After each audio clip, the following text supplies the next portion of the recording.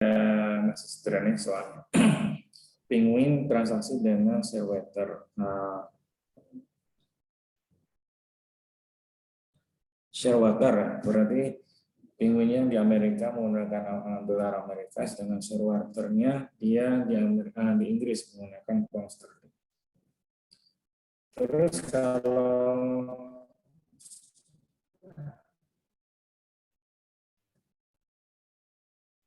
sebentar, nomornya hilang.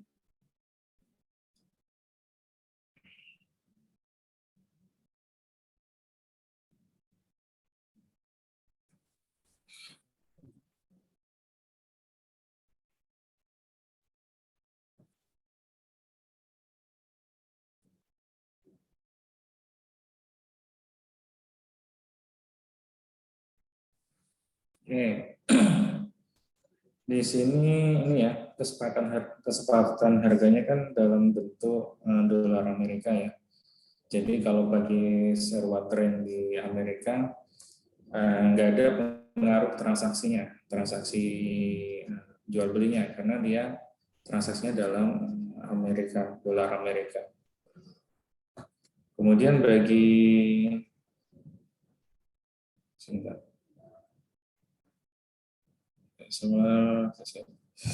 ini pingunya Amerika, Shearwater-nya, di sini pembayarannya dalam kedua pingunya setuju untuk membayar dalam pound sebenarnya kembali. Berarti bagi Shearwater perusahaan yang di Inggris dia akan menggunakan pound sterling. Dia tidak ada perubahan ini, tidak mengakui adanya exchange gain atau exchange loss karena ada perubahan kurs. Karena harganya itu kesepakatan harganya pembayarannya dalam bentuk pound sterling. Kemudian bagi Penguin yang perusahaan di Amerika, karena kursnya naik turun, dia mengakui adanya ini ya exchange gain atau exchange loss. Di sini exchange loss terus karena kursnya terus menerus turun. Oke.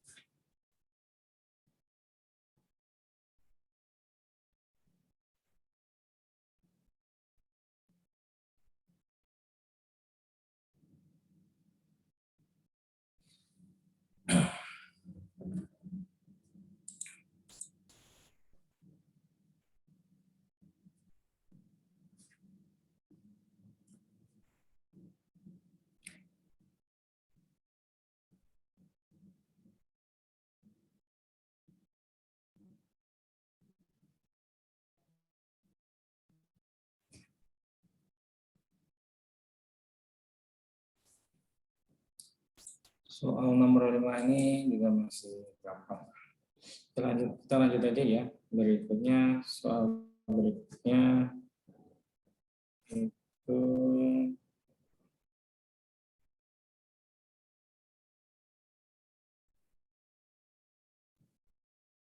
Dwi. Datang belum ya? Pokoknya zoomnya habis.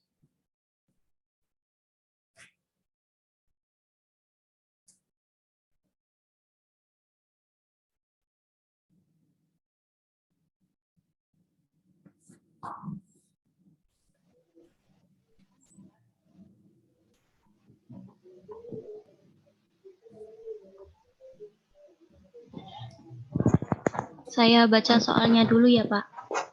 Oke. Untuk soal nomor 6, Peter perusahaan di Amerika Serikat menjual persediaan kepada Pong dengan harga $20.000 Singapura.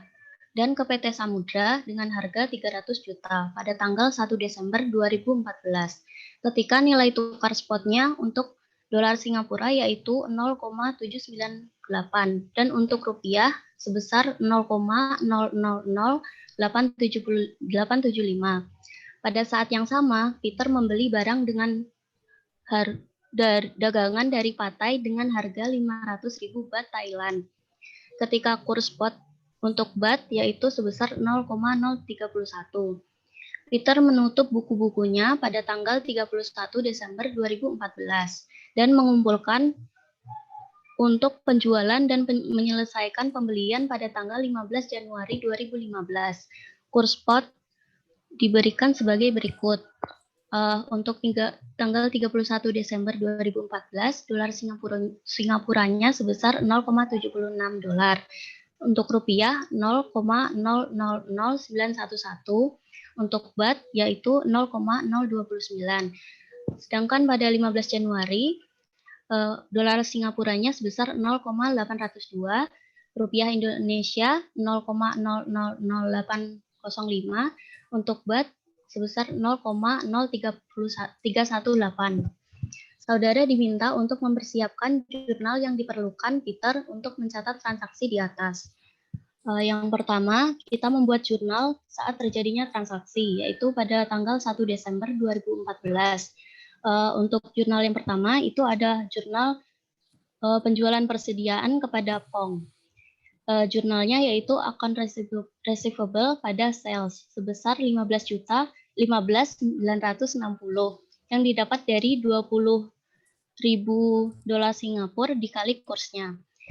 Untuk jurnal yang kedua yaitu pada PT Samudra, jurnalnya sama yaitu account receivable pada sales sebesar 26.250 yang didapat dari 300 juta dikali kursnya. Untuk jurnal selanjutnya yaitu ada jurnal pembelian barang dagangan dari Pattaya. Jurnalnya yaitu purchase pada account payable sebesar 15.500 yang didapat dari 500.000 dikali kursnya 0,3031. Untuk selanjutnya yaitu ada jurnal saat penutupan buku pada tanggal 31 Desember 2014. Jurnal ini digunakan untuk menyesuaikan nilainya. Yang pertama ada jurnal pada Pong yaitu exchange loss pada account receivable sebesar 760 yang didapat dari perubahan kursnya yaitu sebesar 0,798 dikurangi 0,76. Di situ ada penurunan kurs yaitu yang dikali dengan 20.000 dolar Singapura sehingga mendapatkan 760. Selanjutnya pada PT Samudra jurnalnya yaitu account receivable pada exchange gain. Di situ terdapat peningkatan kurs dari 0,000911 menjadi 0,000875 yang dikalikan dengan 300 juta. Jurnal selanjutnya yaitu penyesuaian untuk pembelian dari Pattaya, yaitu jurnalnya account payable pada exchange gain sebesar 1.000 yang diperoleh dari penurunan kurs sebesar 0,029 menjadi 0,031 yang dikalikan dengan 500.000 baht Thailand. Untuk selanjutnya yaitu ada jurnal saat penyelesaian pembelian. Yang pertama pada Pong, jurnalnya yaitu cash pada account receivable, cash sebesar 16.040 dan account receivable sebesar 15.200, exchange gain sebesar 840. Untuk cashnya itu diperoleh dari 20.000 dolar Singapura dikali kursnya pada tanggal 15 Januari yaitu sebesar 0,802. Sedangkan untuk exchange gain-nya yaitu perubahan kursnya yaitu 0,802 dikurangi menjadi 0,76 yang dikalikan dengan harga saat menjual yaitu 20.000. Selanjutnya PT Samudra. Jurnalnya yaitu cash sebesar 24.150, exchange loss 3.180 pada account receivable sebesar 27.330. Untuk cash-nya itu diperoleh dari 300 juta dikalikan kursnya pada tanggal 15 Januari. Untuk exchange loss-nya dari perubahan kursnya dikali 300 juta. Dan selanjutnya itu ada jurnal pembelian pada partai. Jurnalnya yaitu account payable sebesar 14.500, exchange loss 1.400, dan pada cash sebesar 15.900. Untuk cash, untuk account payable-nya itu diperoleh dari perubahan kursnya yaitu 0,0318 menjadi 0,29 dikali 500.000. Sedangkan untuk cash-nya itu dari kurs pada 15 Januari sebesar 0,0318 dikalikan 500.000. Oke. Ini contohnya ya, ketika bertransaksi dengan beberapa mata uang asing. Di sini perusahaan di Amerika dia jual beli dengan perusahaan di Singapura, di Indonesia, dan juga di Thailand. Di sini berarti dia punya utang piutang ya dalam bentuk Amerika dolar. Oke, sama seperti sebelumnya, kemudian ada palsu. Jadi kita transaksi pembelian, kemudian transaksi penyelesaian pada saat tanggal neraca, dan juga transaksi pada saat penyelesaiannya setelah tanggal neraca. Di sini kan ini ya, perusahaan itu punya utang piutang dalam bentuk mata uang asing. Teman-teman ini ya, tahun kelahiran 2001 ya kalau salah ya. Nggak pernah mengalami ini ya, krisis moneter 98 ya.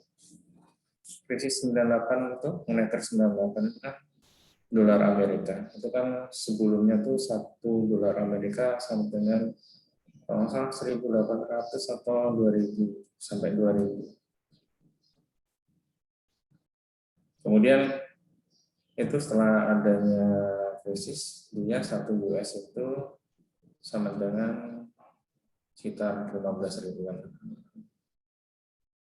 Naiknya kurs ini kan banyak sekali kan perusahaan di Indonesia dia punya utang dalam denominasi dolar. Jadi ketika dolarnya naik, jumlah untuk membayar utangnya dia naik, makanya dia rugi. Makanya itu terjadi krisis moneter, krisis nilai tukar ya saat. Oke, berikutnya kita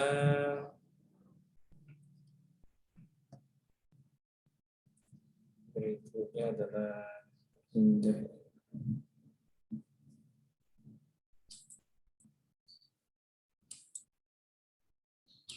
Berikutnya Indah, silakan. Ya Pak, saya bacakan soalnya dulu ya Pak. Oke. Soal 8 dalam mata uang asing. ATV memiliki 2 transaksi mata uang asing selama Desember 2016 sebagai berikut. Yang pertama yaitu 12 Desember membeli komponen elektronik secara akun dari Talk of Japan dengan harga faktur 50 yen, ketika kurs spot untuk yen adalah 0,00750 dolar. Pembayaran jatuh tempo pada 11 Januari 2017. Kemudian yang kedua yaitu pada 15 Desember menjual televisi set di akun ke BPL seharga 40.000 pounds. Ketika kurs spot pada pounds Inggris adalah 1,65 dolar. Faktur dalam mata uang pound dan jatuh tempo pada tanggal 14 Januari 2017. Kemudian saudara diminta yang pertama mempersiapkan jurnal untuk mencatat transaksi sebelumnya dengan mengabaikan harga pokok penjualan. Yang pertama yaitu jurnalnya bisa diturunkan, Pak. Oke. Yang pertama yaitu pada tanggal 12 Desember 2016, yaitu transaksinya yaitu pembelian, jurnalnya yaitu purchase pada account payable sebesar 375.000. Ini didapat dari 50.000 yennya dikali dengan 0,00750, yaitu kurs spot pada tanggal transaksinya. Kemudian pada tanggal 15 Desember 2016-nya yaitu transaksi penjualannya, yaitu dengan menjurnal account receivable pada sales revenue sebesar 66.000, didapatkan dari 40.000 pounds-nya dikali dengan kurs spotnya yaitu 1,65. Kemudian yang kedua diminta untuk menyiapkan jurnal untuk menyesuaikan akun ATV pada tanggal 31 Desember 2016. Jika nilai tukar saat ini masing-masing adalah 0,0076 untuk yen Jepang dan 1,60 dolar untuk pound Inggris. Nah, di sini pada tanggal 31 Desember 2016-nya terdapat exchange loss pada account payable sebesar 5.000. Ini didapatkan dari 375.000 dari harga pembelian di awal dikurangi dengan 50 juta yen dikali dengan kurs spotnya di neraca, kurs spot pada neraca akhir itu yaitu 0,00760 sehingga didapatkan 380 sehingga diakui sebagai exchange loss sebesar 5.000. Kemudian untuk transaksi penjualannya, kurs spotnya itu dia berubah menjadi 1,60 sehingga diperoleh exchange loss sebesar 2.000 dari 66.000 pada awal transaksi dikurangi 40.000 dikali 1,6 diperoleh 2.000. Terus kemudian yang ketiga mempersiapkan jurnal untuk mencatat pembayaran kepada Talk of Japan pada tanggal 11 Januari 2017 ketika nilai tukar spot untuk yen Jepang adalah 0,00765 dolar dan untuk mencatat penerimaan dari BPL pada tanggal 14 Januari 2017 ketika nilai tukar spot untuk pound Inggris adalah 1,63 dolar. Yang pertama adalah jurnal untuk pembayaran ke Talk of Japan untuk transaksi pembeliannya. Kurs spot yen-nya yaitu 0,00765 dolar sehingga pada tanggal 11 Januari 2017 diperoleh jurnal account payable sebesar 380.000 sesuai dengan penyesuaian di tanggal 31-nya.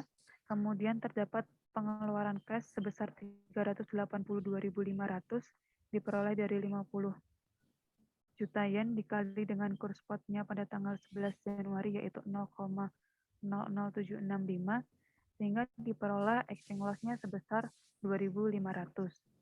Kemudian untuk jurnal penerimaan dari BPL pada tanggal 14 Januari 2017 bahwa di sana diketahui bahwa kurs spotnya yaitu menjadi 1,63 dolar sehingga di sini ada jurnalnya yaitu cash sebesar 65.200 diperoleh dari 40.000 dikali 1,65 kemudian account receivable-nya dikredit sebesar 64.000 sesuai dengan penyesuaian di tanggal 31 Desembernya sehingga diperoleh exchange gain-nya sebesar 1.200.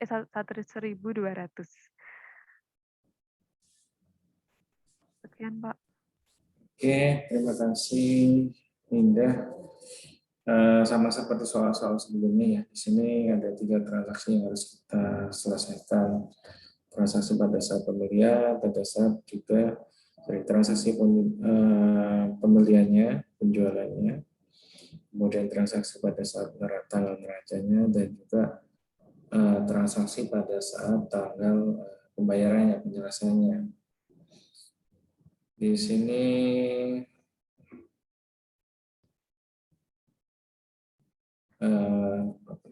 sini perusahaan namanya ATV ya. Di sini nggak jelas dia di soal itu nggak jelas dia pakai mata uang apa ya, di mana itu. Cuman kayaknya telusur berarti ATV ini ada di Amerika, dia pakai US dollar.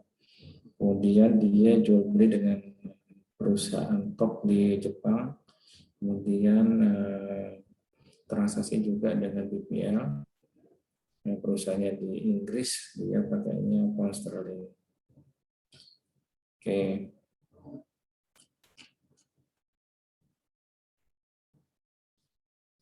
sama seperti sebelumnya kita sesuaikan kursnya pada saat pembeliannya berapa, penjualannya berapa, kita sesuaikan tanggal kursnya dengan tanggal transaksi beraca, tanggal piutangnya, kemudian kursnya pada saat pembelian kita gunakan terus kurs spotnya pada saat transaksi pembayaran. Kayaknya nggak ada masalah, masih gampang. Berikutnya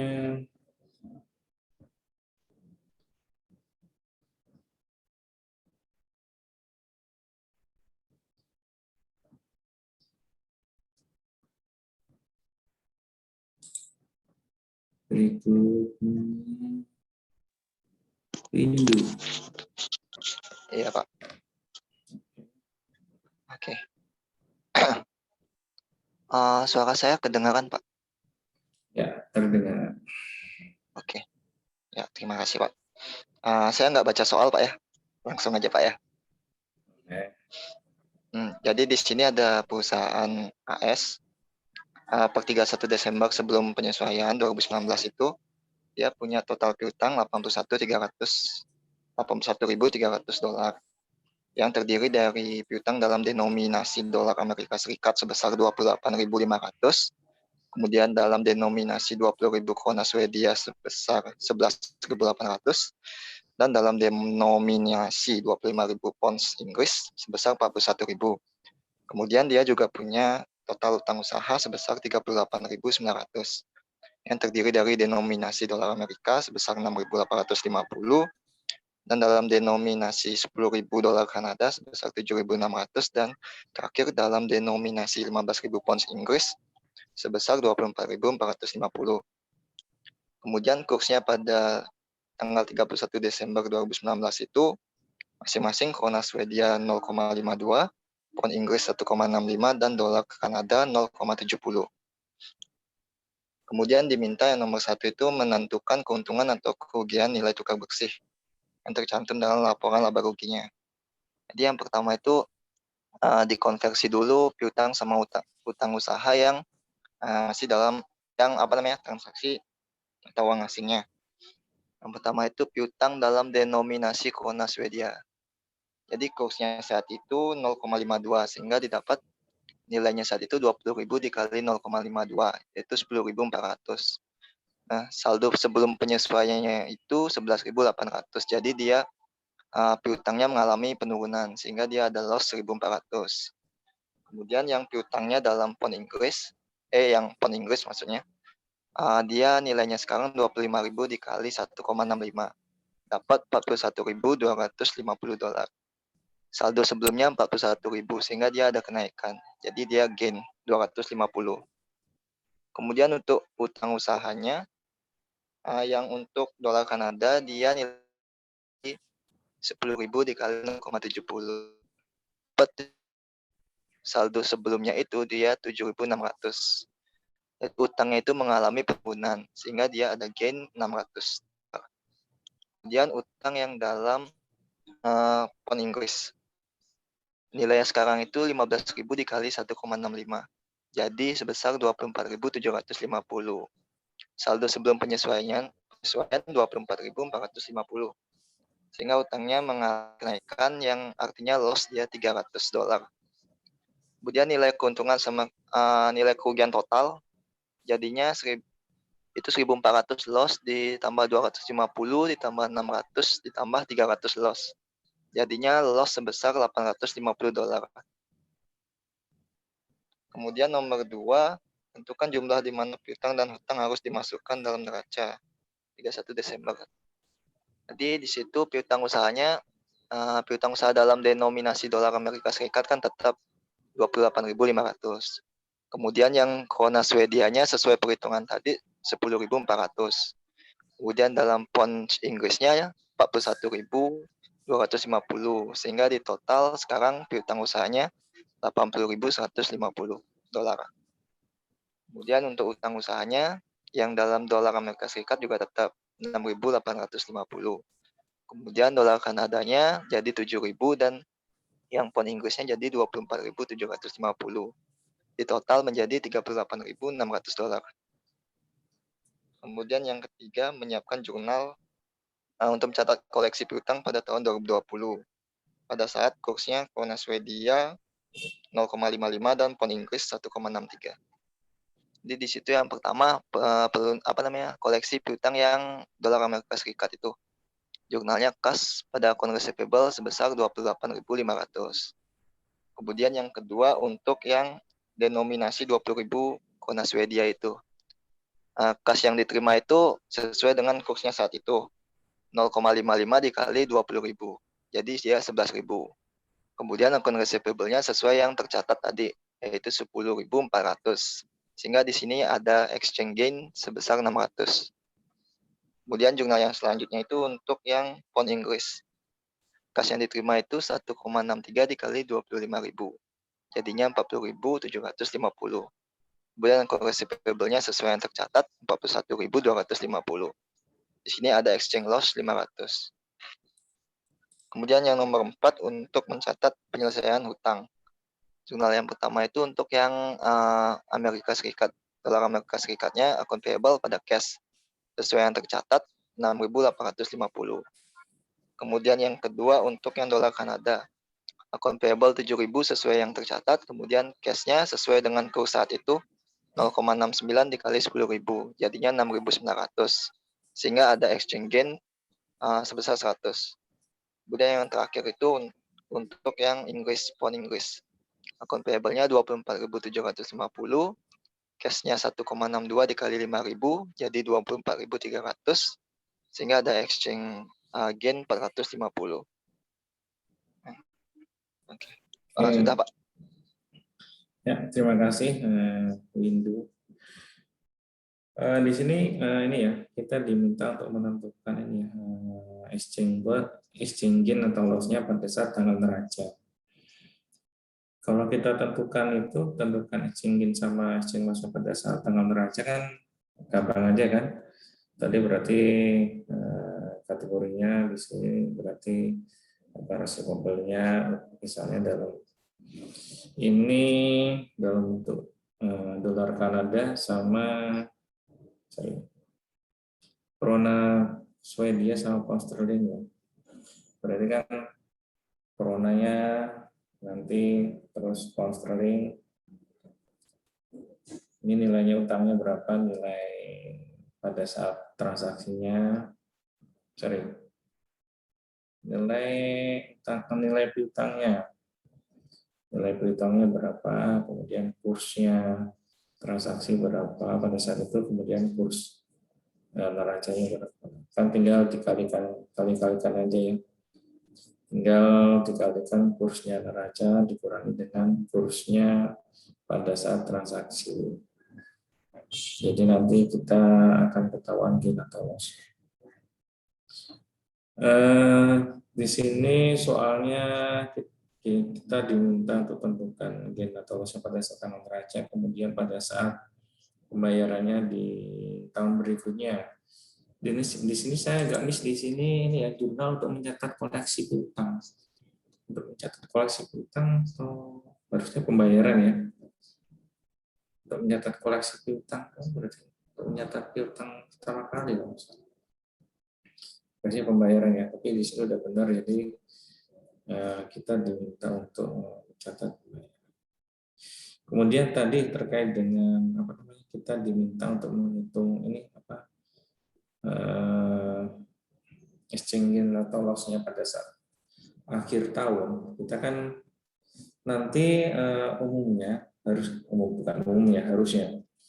Jadi tiap tahun ya perusahaan-perusahaan itu tiap tahun ketika ada utang atau piutang dalam mata uang asing,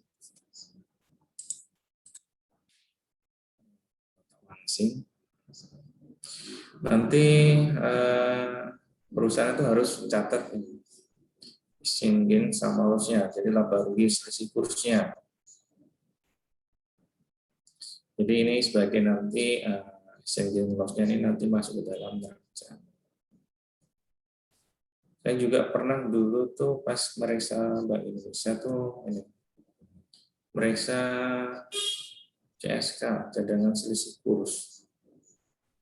Cadangan selisih kurs itu ini, pokoknya semua mata uang asing yang dimiliki oleh BI itu harus kita periksa ulang kursnya, apakah kita ngitung keuntungan sama kerugiannya pada saat transaksi. Jadi kalau ini terkait dengan transaksi mata uang asing ini emang nanti kita harus perhatikan pada saat penyusunan neracanya. Penyusunan laporan keuangannya, karena dia akan nanti masuk ke dalam single loss-nya itu nanti masuk ke dalam profit loss statement.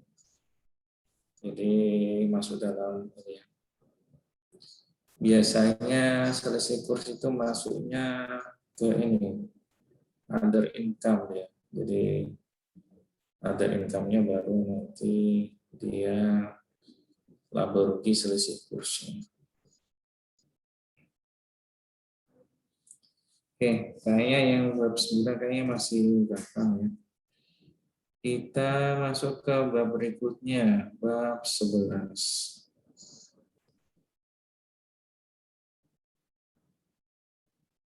Bab 11.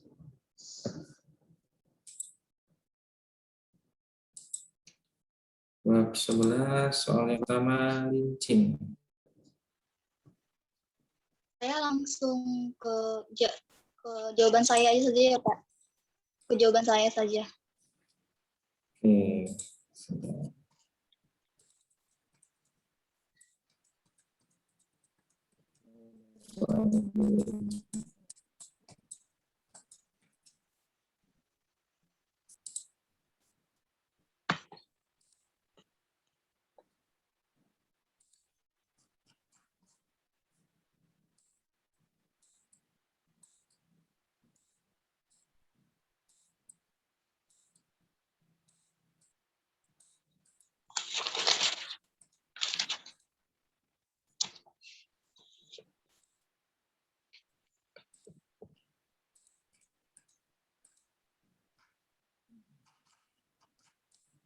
Oke, silakan. Diketahui di soal kurs pada tanggal 1 Januari itu 1,60, kurs rata-ratanya 1,65, kurs dividennya 1,64, dan kurs pada 31 Desembernya 1,70. Dan kurs pembelian terakhir adalah 1,68. Nah, pertama-tama kita diketahui ada persediaan awal, pembelian, sama persediaan akhir soal. Jadi kita cari nilai harga pokok penjualannya. Nah, untuk kita konversikan ke dalam dolar. Nah, persediaan awalnya itu ada 200.000 pound sterling, kita kalikan sama kurs pada tanggal 1 Januarinya, sehingga persediaan awalnya nilainya 320.000. Untuk pembeliannya kita kalikan dengan kurs rata-ratanya, sehingga menghasilkan 990.000 dolar, dan persediaan akhirnya kita kalikan dengan kurs pembelian terakhir, yaitu 1,68, bernilai 252.000. Sehingga harga pokok penjualannya atau cost of sales-nya adalah 1.058.000. Selanjutnya kita menentukan nilai paten. Untuk nilai patennya, diketahui nilai investasinya kita membeli 90% dengan harga 1.200.000. Nah, artinya untuk nilai investasi 100% itu adalah 1.333.333 rupiah. 333 dolar. Nah, selanjutnya untuk book value net asset-nya di soal itu masih menggunakan pound sterling. Jadi kita konversikan ke dalam dolar. Nah, modal sahamnya yaitu 500.000 dikalikan 1,60 sehingga menghasilkan 800.000 dolar. Saldo labanya 300.000 dikalikan 1,60 sehingga menghasilkan 480 dolar, sehingga book value net assetnya ada 1.280.000 dolar. Nah, sisa antara nilai investasi dengan book value net asset itu dikategorikan sebagai paten. Yang kedua, disuruh membuat schedule amortisasi paten. Paten tadi kan udah dapat hasilnya 53.333. Nah, diamortisasikan selama 5 tahun sehingga nilai patennya ini dibagikan dengan 5 menghasilkan 10.667 dolar per tahunnya. Untuk nomor 3-nya, sebenarnya Pak, nomor 2 nih saya masih bingung juga, karena kalau melihat dari contoh soal di buku tuh yang translasi, itu tuh perlu disesuaikan sama saldo akhirnya nanti. Menggunakan kurs. Tapi saya tanya ya, dulu. Ini translasi atau pengukuran kembali? pengukuran kembali.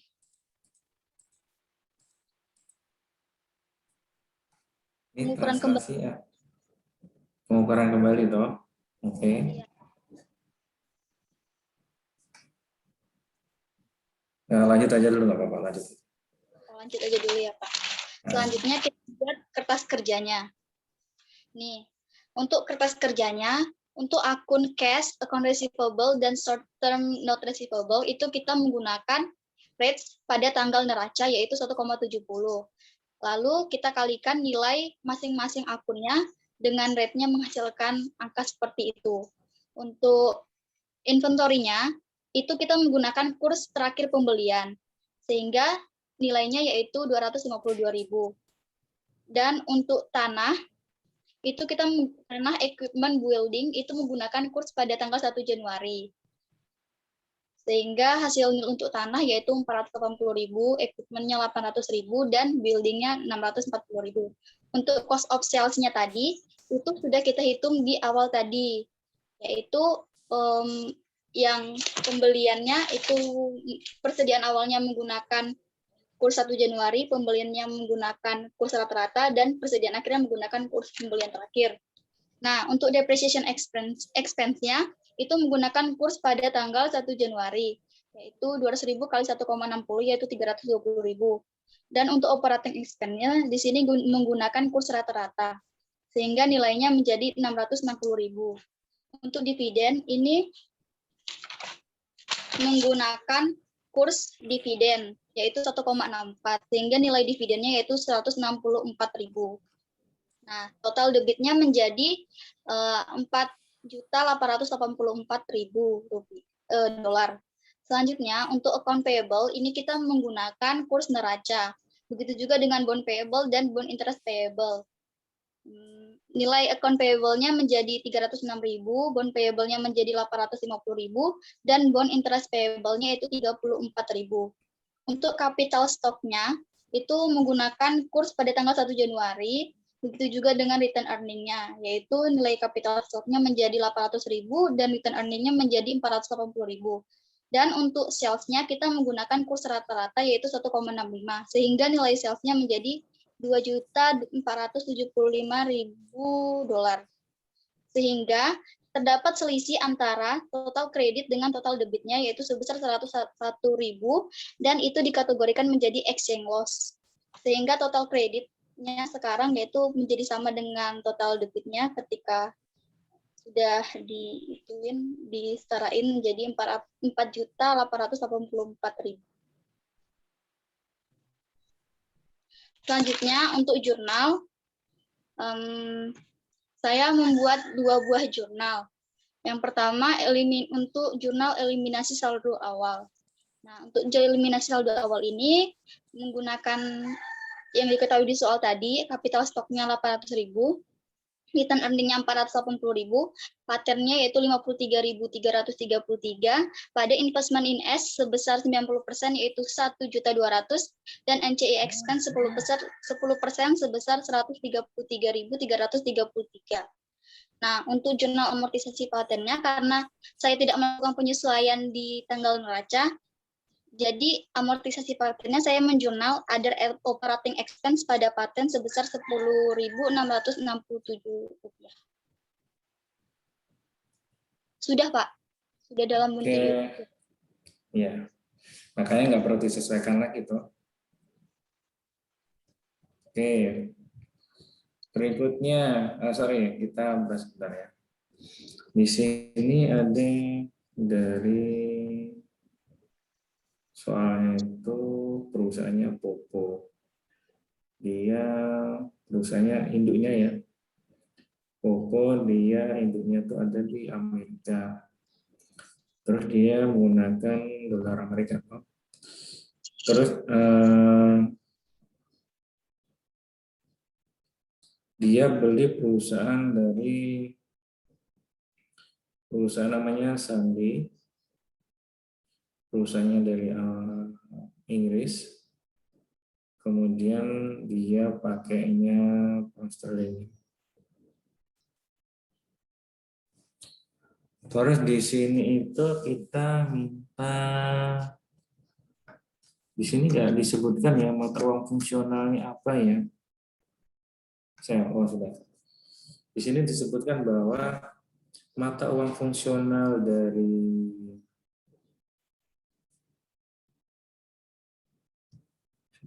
ini soalnya gimana sih? Di soalnya disebutkan Pak, mata uang fungsionalnya US dollar. Mata uang fungsionalnya ini nomor SUT ya? SUT. Padahal kan saya baca dulu. Pokok sebuah perusahaan dari Chicago, Amerika membeli 90% kepemilikan dari Sandy Company dari of London dengan biaya investasi sekian-sekian. Dan di sini soalnya mata uang fungsional SUT adalah US dollar. Maksudnya bukannya Sandy ya ini. Pak.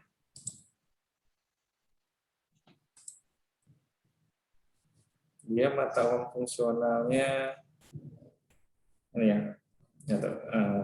Di sini Sandy apa SUT soalnya. Di sini mata uang fungsional ini ya, US dollar ya. Kalau mata uang fungsional dari anak perusahaannya di US dollar berarti kita pakai pengukuran kembali karena dia sudah sama dengan induknya kan mata uangnya.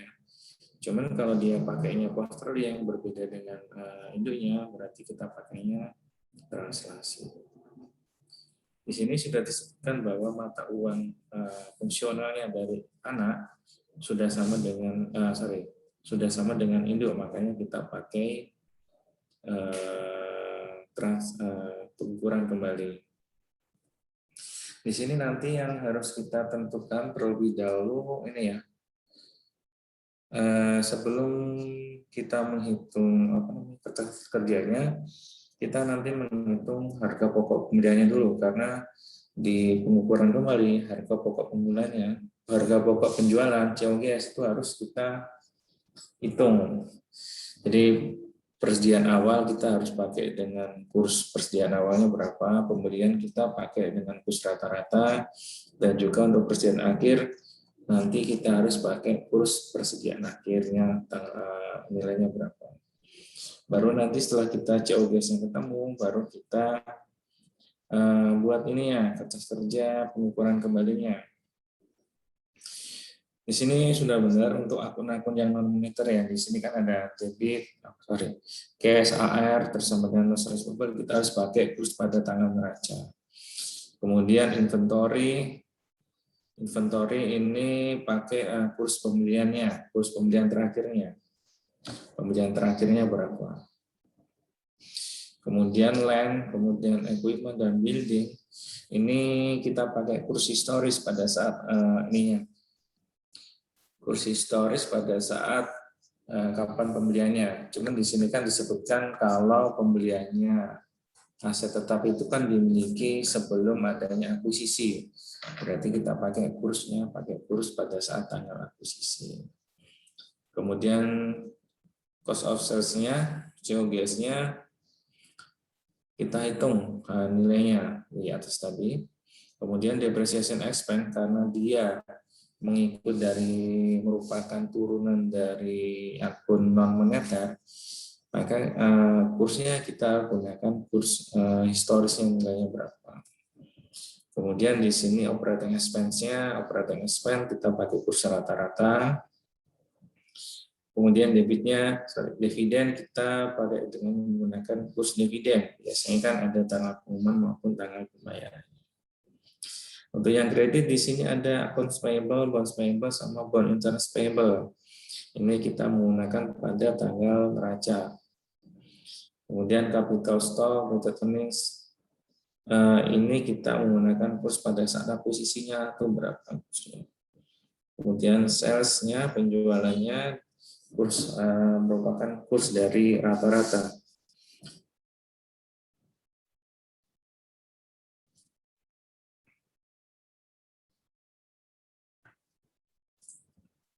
Oke, ini tinggal kita kalikan aja ya. Dalam bentuk counterlink kita kalikan dengan rate-nya, kursnya berapa, ketemu dalam Amerika dolarnya itu berapa. Di sini ini ya, apa namanya?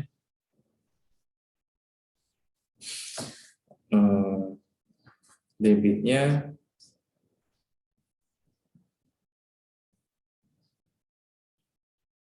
di sini debitnya lebih kecil dibandingkan dengan kredit. Berarti kita harus sesuaikan di debit. Berarti kalau disesuaikan di debit, berarti kita mengakui adanya loss. Nanti exchange loss-nya ini sebesar 101 ini nanti kita akui di profit loss statement. Diakui sebagai kerugian. Kemudian karena ini tadi akuisisinya tadi sudah dalam bentuk apa namanya? Kita ini kan ngitung excess value-nya kan sudah dalam bentuk American dollar ya. Jadi nanti untuk amortisasi patennya kita tidak sesuaikan lagi karena sudah dalam bentuk dolar Amerika. Kemudian schedule amortisasinya ya kayak gini aja. Jadi saldo awal patennya berapa, kemudian amortisasi per tahunnya berapa, jadi nilainya setelah amortisasinya itu berapa. Schedule-nya itu aja. Oke, terima kasih. Berikutnya, soal berikutnya. Pak, boleh nanya dulu yang itu nggak, Pak? Boleh. Sudah. Tadi saya masih bingung, Pak, sama yang mata uang fungsional. Itu tuh berarti punya yang Popo atau yang Sandy ya, Pak ya? Apanya? Kan gini. Makanya nanti sebelum mengerjakan soal, kita desain dulu. Mana induknya, mana perusahaan anaknya. Kemudian yang jadi patokannya adalah ini, mata uang fungsional dari anak perusahaan. Kan kalau dalam penyusunan laporan keuangan konsolidasi kan yang dipatokan kan induk perusahaannya kan. Jadi yang anak perusahaan ini yang kita sesuaikan ke induk perusahaan. Kalau mata uang fungsionalnya sama dengan ketika mata uang fungsionalnya anak perusahaan itu sama dengan induk perusahaan, maka kita menggunakan pengukuran kembali. Tapi ketika mata uang fungsional dari induk itu tidak sama dengan, ketika mata uang fungsionalnya anak perusahaan tidak sama dengan induk, itu yang harus kita mengenakan translasi. Jadi sudah ini kan, lihat kan, paham bedanya di mana nanti? Iya, Pak. Oh, berarti yang itu, yang mata uang fungsional yang di soal itu berarti yang Popo ya, Pak ya?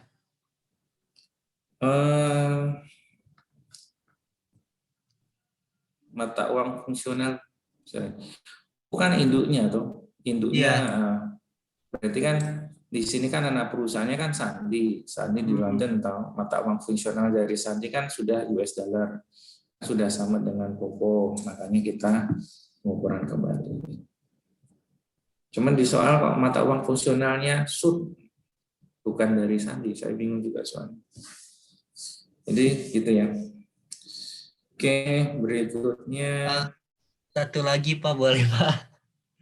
Yuk.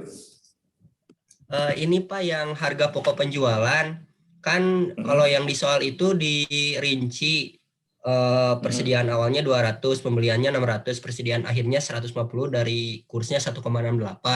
Tapi saya lihat di buku di atas penjelasannya, kalau di laporan laba rugi beban itu pakai average rate atau emang antara metode periodik sama perpetual dibedain gitu, Pak?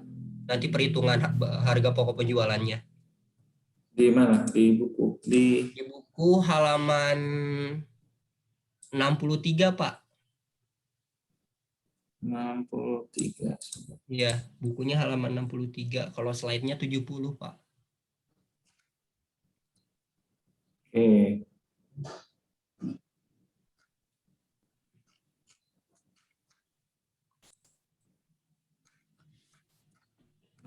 tiga. Oke. Ini yang translasi nih.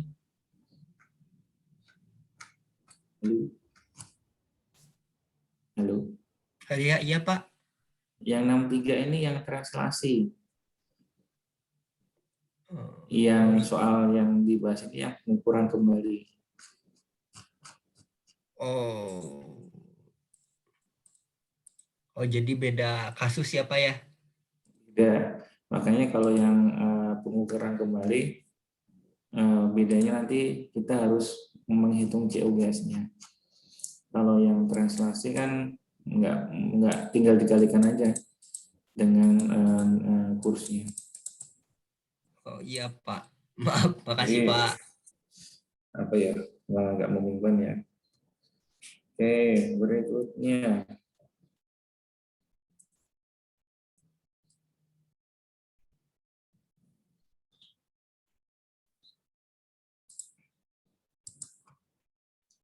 Berikutnya Mei.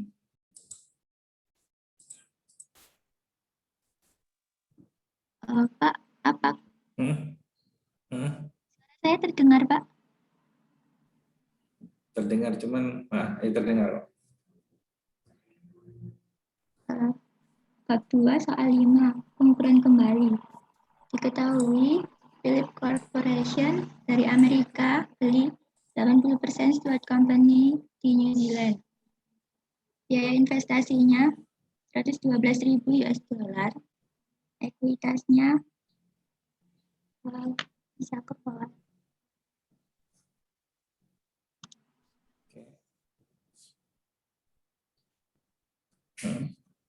Ekuitasnya common stock 150.000 New Zealand dollar. RE-nya 10.000 New Zealand dollar dan mata uang fungsional S adalah US dollar. Excess value-nya ke paten 10 tahun. Untuk kurs tanggal 1 Januari atau akuisisi 0,7 dolar US dollar.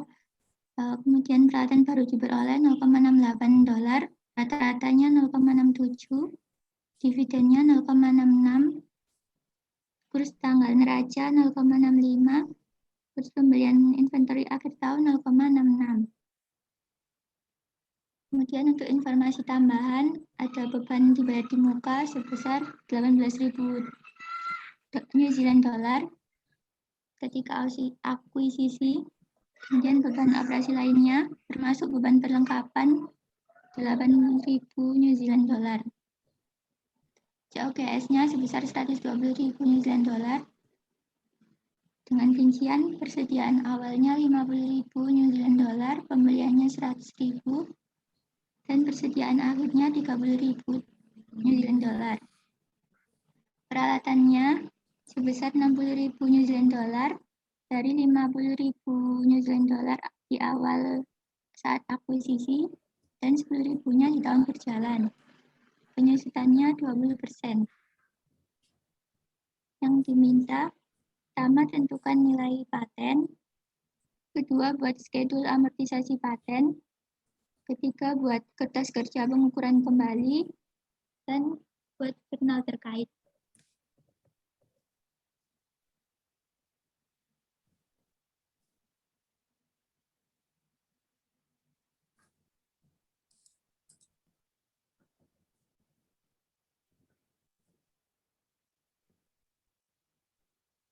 Boleh ke bawah lagi, Pak. Oke.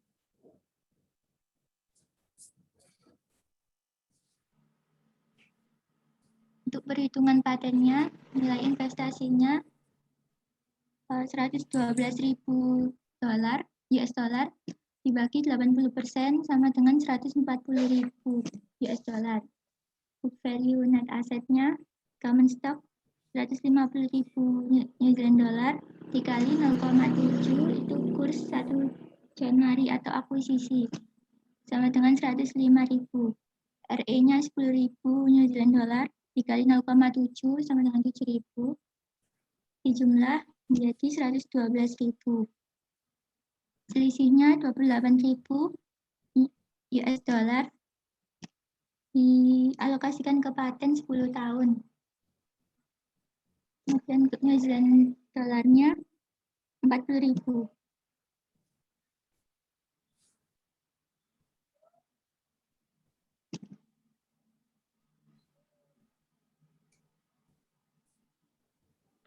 Untuk schedule amortisasinya, saldo awal paten 40.000 New Zealand dollar, kursnya 0,7, pakai kurs historis US dollarnya 28.000. Itu amortisasinya salah, Pak. Harusnya pakai kurs historis 0,7. Zaman amortisasinya. Iya. Amortisasi bukannya pakai kurs rata-rata ya? Sebenarnya. Itu kalau translasi, Pak. Rata-rata.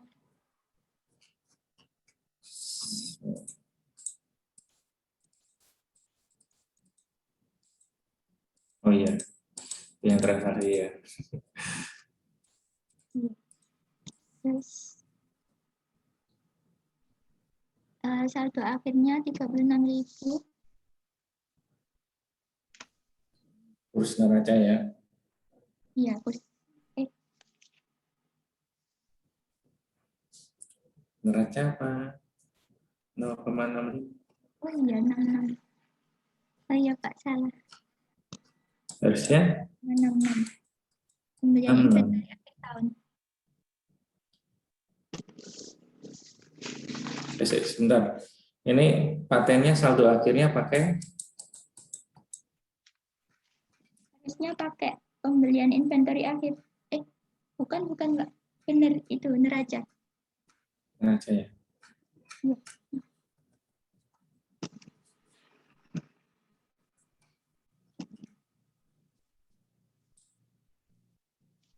Untuk kertas kerja pengukuran kembalinya,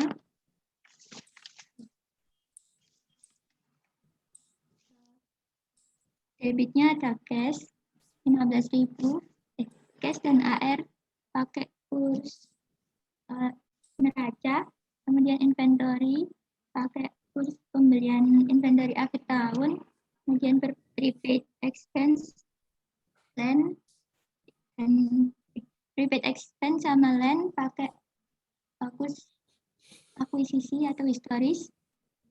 Kemudian untuk equipment, perhitungannya ada di bawah.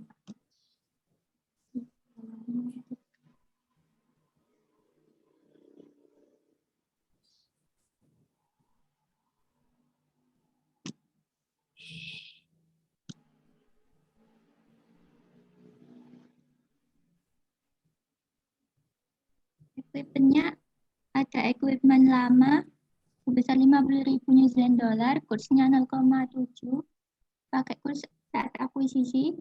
Kemudian yang baru 10.000 pakai kurs tahun berjalan, itu kurs peralatan baru diperoleh sebesar 0,68. Kemudian hasilnya 41.800. Jadi ke atas lagi, Pak. Itu cost of sales, hitungannya juga ada di bawah. Itu persediaan awalnya 50.000 pakai kurs akuisisi, hasilnya 35.000, pembeliannya 100.000 pakai kurs rata-rata, hasilnya 67.000 dikurangi persediaan akhir 30.000 pakai kurs pembelian inventory akhir tahun 0,66, hasilnya 19.800, totalnya 82.200. Kemudian untuk ada depreciation expense 12.000. Ini perhitungannya juga dipisah per equipment-nya. Jadi untuk depreciation equipment lama pakai kurs historis Dan yang baru pakai historis yang tahun ini, yang kemarin baru diperoleh. Ke atas lagi, Pak.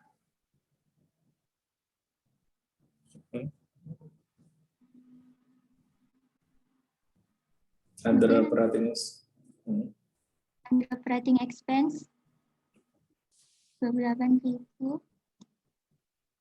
Perhitungannya ada di bawah.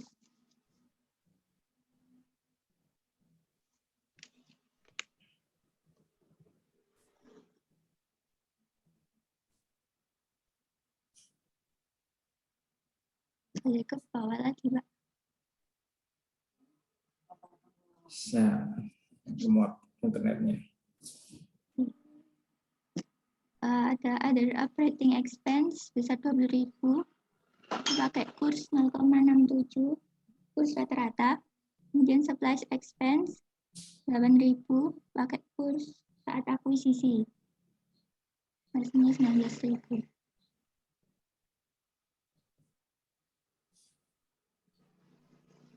Ke atas lagi, Pak. Kemudian untuk dividen pakai kurs dividen 0,66, hasilnya 13.200. Kemudian total debitnya tanpa exchange loss hasilnya 271.610.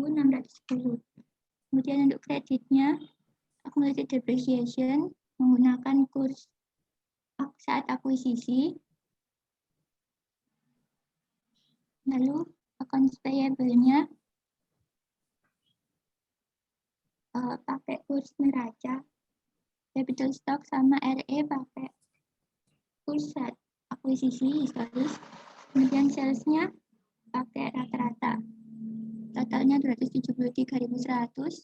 Selisihnya 1.490 dimasukkan ke exchange loss.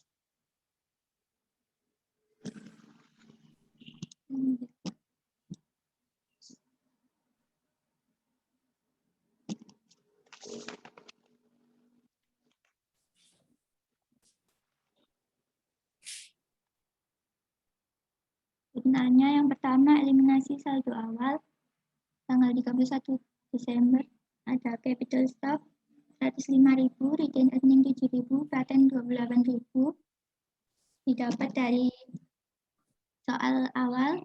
Kemudian kreditnya ada investment in S, NCI expense sebesar 112.000 dan 28.000. Amortisasi patennya harusnya nggak ada AOG-nya, jadi ada operating expense pada paten sebesar. Benar ya, harusnya nggak ada ini selisihnya ya, karena kan sudah dalam bentuk mata uangnya sudah sama dengan induk toh, sudah dalam bentuk dolar kan, jadi kan operating under operating expense pada paten aja tuh, ininya AOG-nya kan nggak ada.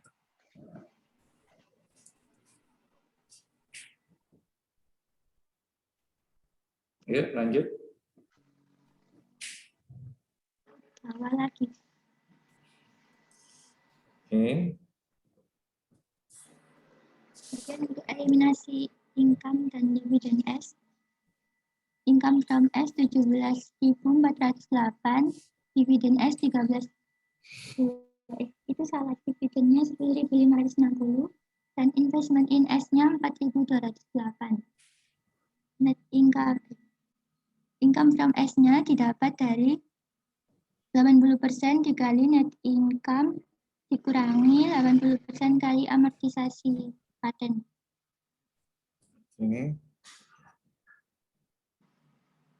Ya, kemudian dividen S-nya. Dividen S-nya dari 80% kali 13.200. Kemudian NCI expense pada dividen NCI expense pada dividen dan NCI equity. Itu NCI expense-nya 4352 dari perhitungan di atas. Dividennya itu salah. Harusnya 20% kali 13.200 sama dengan 260. 2.640. Kemudian NCI expense-nya, equity-nya 1.712. Oke, terima kasih Mei. Ini sebenarnya soalnya sama dengan ini ya, soal sebelumnya. Ini kan kita diminta untuk pengukuran kembali. Di sini sebentar kita lihat soalnya.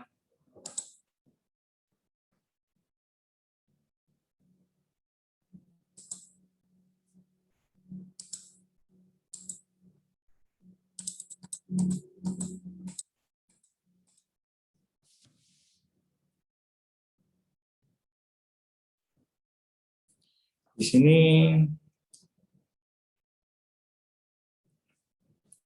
sini adalah induk perusahaannya itu adalah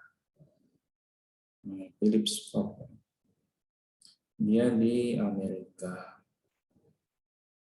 Dia berarti mata uang nasional kan US dollar.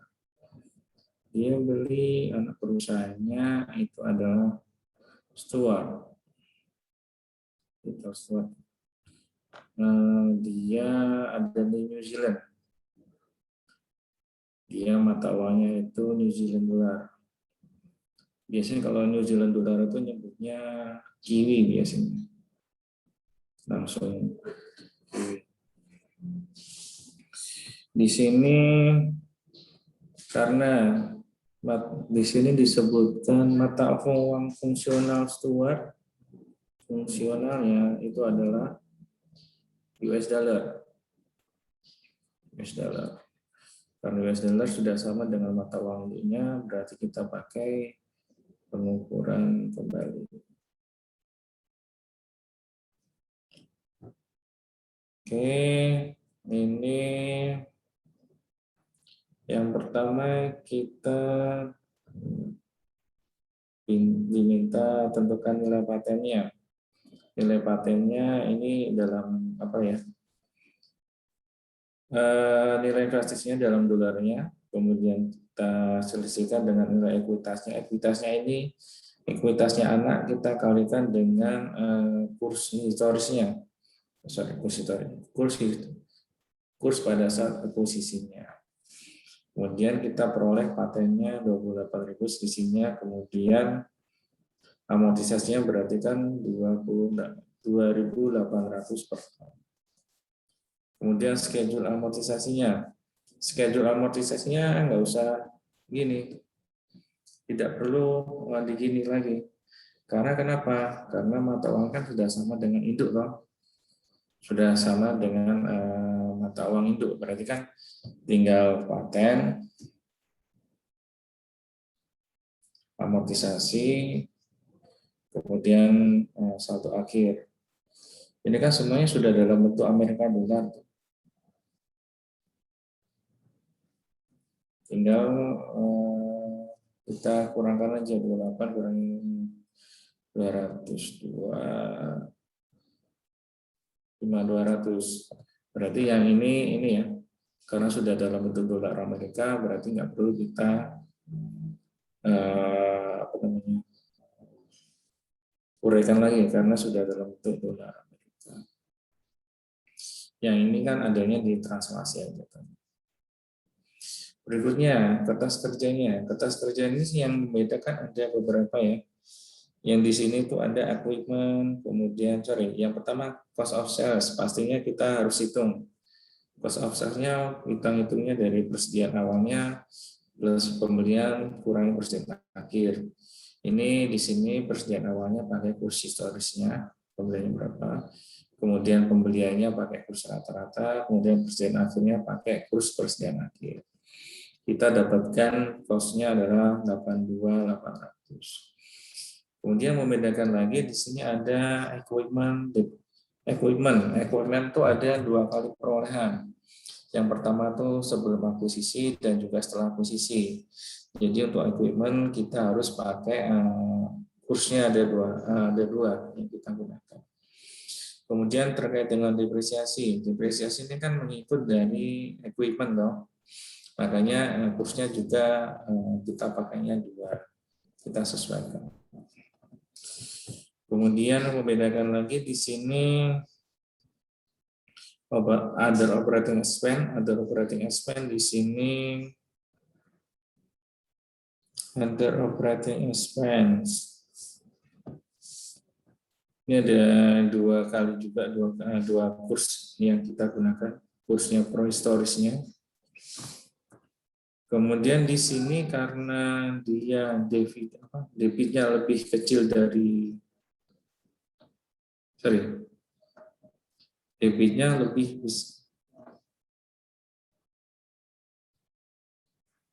di sini karena debitnya lebih kecil dari kredit, berarti kita harus adjust-nya di sebelah debit. Berarti kita mengakui adanya loss, adanya bebannya, loss-nya. Kemudian jurnal terkaitnya sudah oke. Di sini amortisasi patennya kan sudah dalam bentuk ini ya, tadi ya, dolar ya. Berarti kan tinggal other operating expense 2.800 sama patennya 2.800. Oke. Secara umum sudah oke. Oke, terima kasih. Ini kita berikutnya lanjut.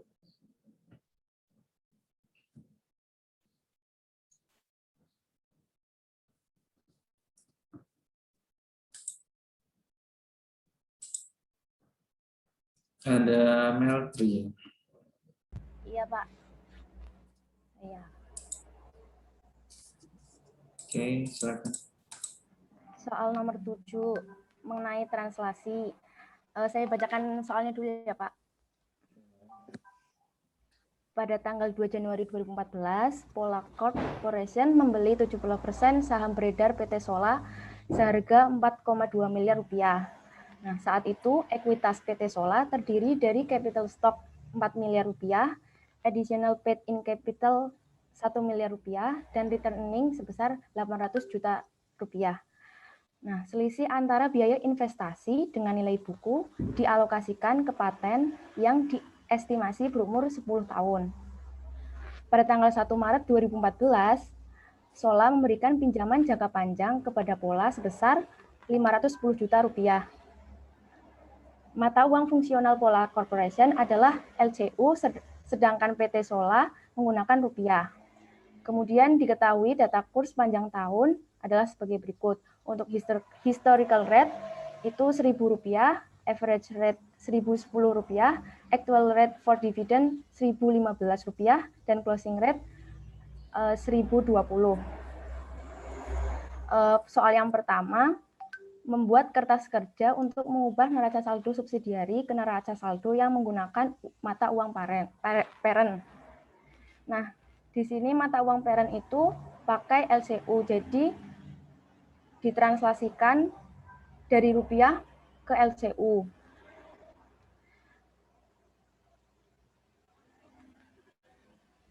Yang pertama ada cash 600 juta menggunakan kurs current rate menjadi 588.000. Kemudian account receivable 1.300.000 ditransaksikan menggunakan kurs current rate menjadi 1.274.000 LCU.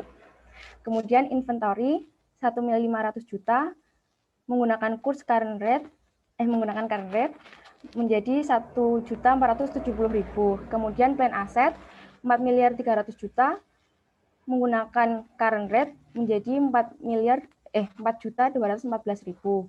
Kemudian advance to Pola 510 juta menggunakan current rate menjadi 499.800.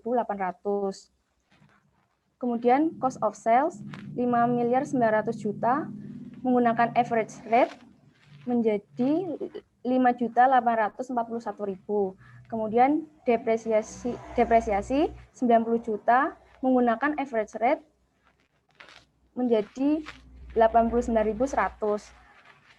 Lalu wage and salaries 676 juta menggunakan kurs rata-rata menjadi 669.240.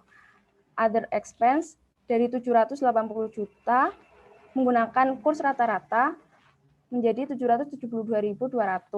Lalu dividen 101.500.000 menggunakan kurs actual rate for dividend 0,00985 menjadi 99.977,5. Kemudian untuk kreditnya ada akumulasi depresiasi 490 juta menggunakan current rate menjadi 480.200. Lalu account payable 297.500.000 menggunakan current rate menjadi 291.550.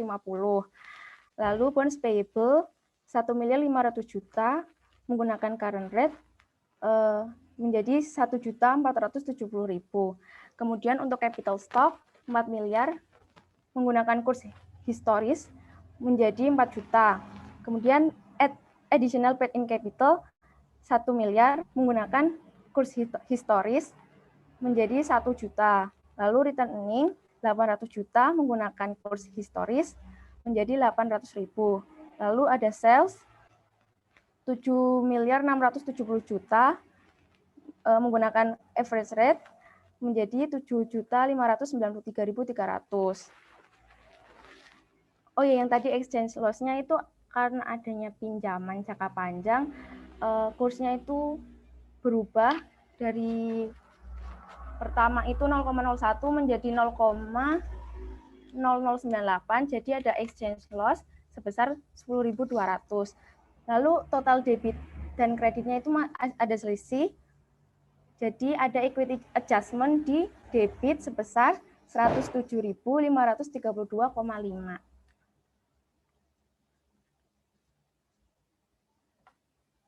Sudah ke bawah.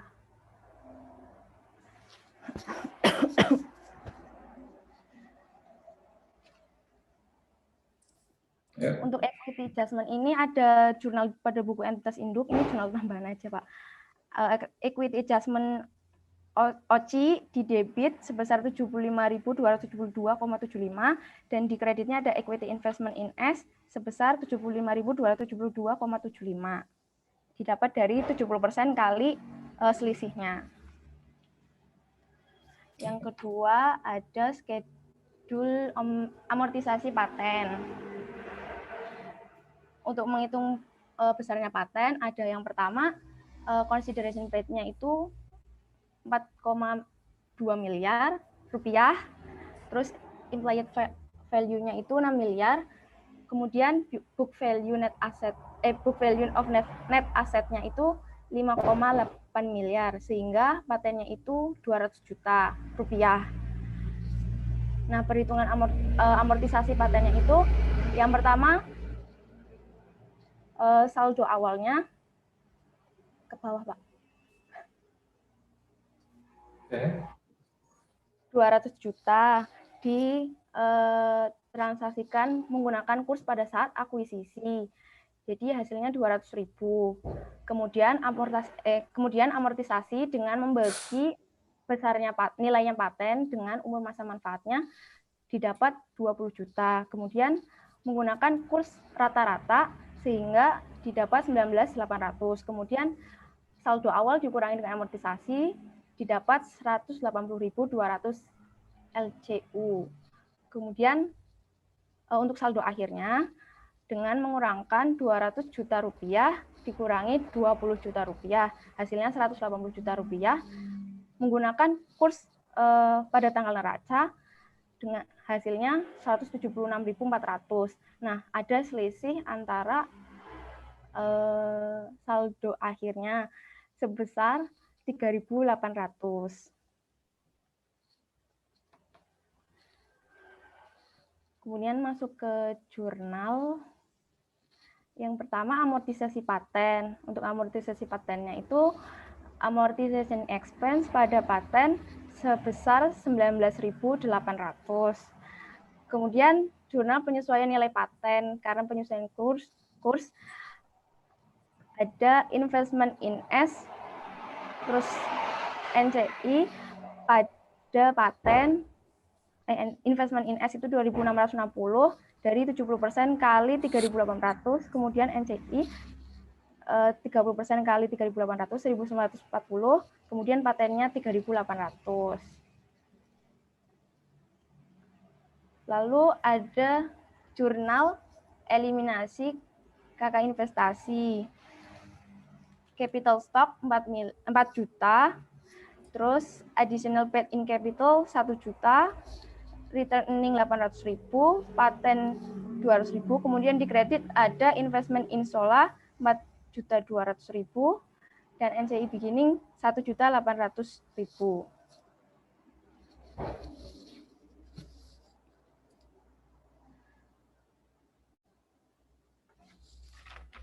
Kemudian ada jurnal eliminasi pendapatan dividen.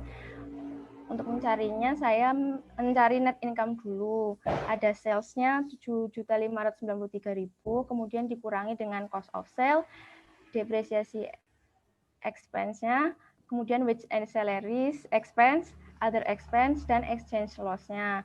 Sehingga didapat net income-nya itu 211.560.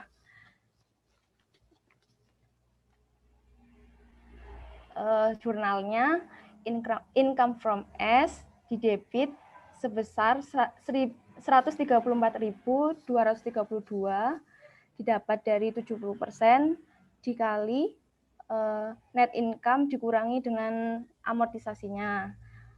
Lalu di kredit ada investment in S dan dividen. Dividennya itu didapat dari 70% kali 99.977,5. Lalu jurnal yang penyesuaian bagian laba NCI. Ada NCI expense sebesar 57.528 didapat dari 30% dikali net income dikurangi amortisasinya, dan di kredit ada dividen didapat dari 30% kali 99.977,5. Kemudian ada NCI ending sisanya. Terus jurnal yang terakhir ini jurnal buat eliminasi equity adjustment bukan, Pak? Saya masih bingung mengenai jurnalnya sebenarnya, Pak. Jurnal yang mana? Oh, ini ya, jurnal penyesuaian investasinya itu ya. Iya. Jurnalnya itu kan ini toh. Equity investment pada equity. Jadi sini benar kok nilainya. Tinggal dikalikan persentasenya kan, yang punya indunya berapa, punya yang NCI-nya berapa. Ini kan selisih dari yang kita gitu, yang selisih nilai di debit serta kreditnya tadi. Iya.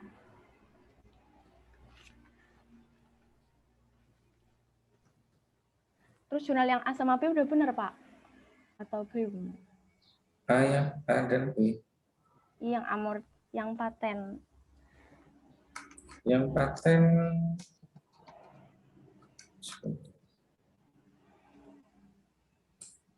ini sudah berbeda.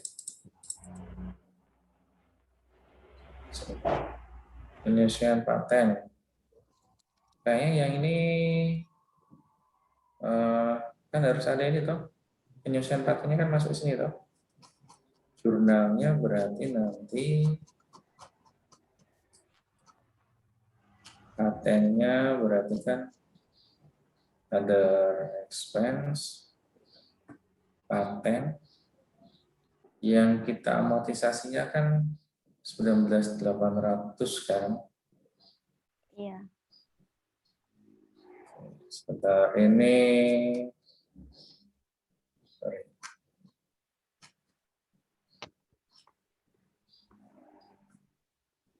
Yang kita amortisasi ini kan yang nilainya ini kan, nilai 19.800-nya Terus kemudian di sini Oji yang tengahnya toh. Iya. Oji ini kan selisihnya yang sini toh. Nah, yang other expense ini berarti kita pakai angkanya,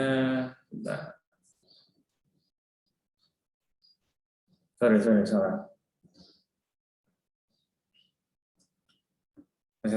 Ininya benar. Other expense, kemudian Oji, di sini paten. Yang kita amortisasikan patennya kan nilainya kan ini toh. Patennya yang kita amortisasikan 19.800 ya, amortisasinya toh.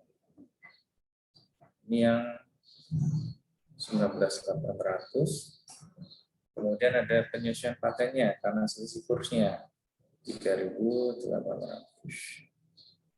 Berarti nanti selisihkan aja nilainya. Ini yang paten dalam amortisasi patennya dalam LCU-nya.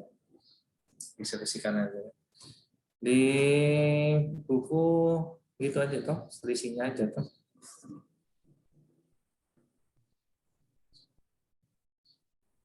Oke. Yang dikerjakan nanti secara umum sudah benar.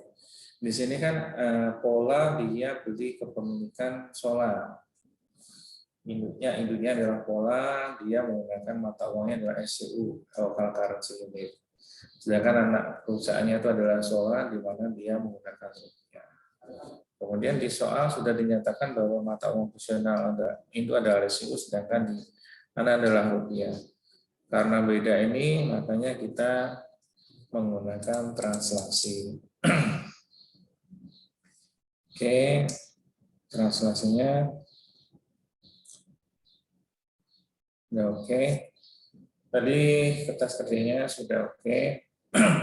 Di sini ada selisih di mana dia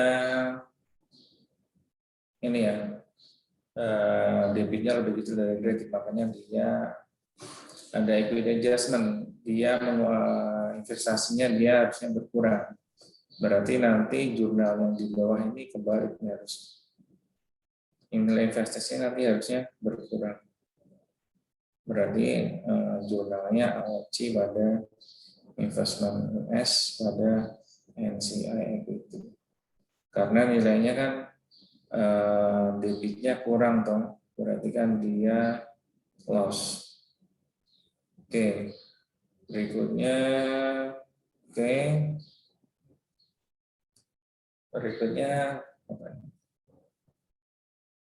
beda. Oke. Terus satu lagi jurnal yang harus kita buat terkait dengan informasi yang di sini. Di sini ada transaksinya tanggal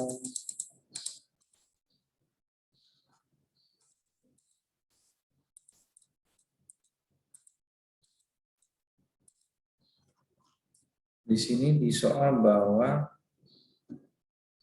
1 Maret 2014 Sola memberikan pinjaman ke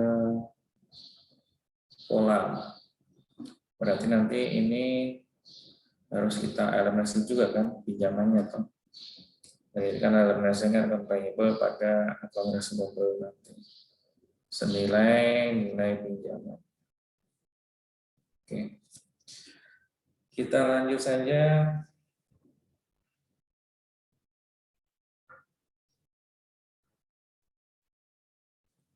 Berikutnya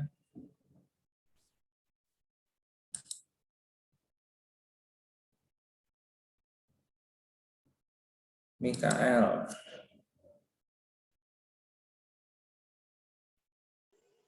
Baik, terima kasih Pak Edi untuk waktunya. Ini adalah soal 8 bab 11 pokok tentang transaksi.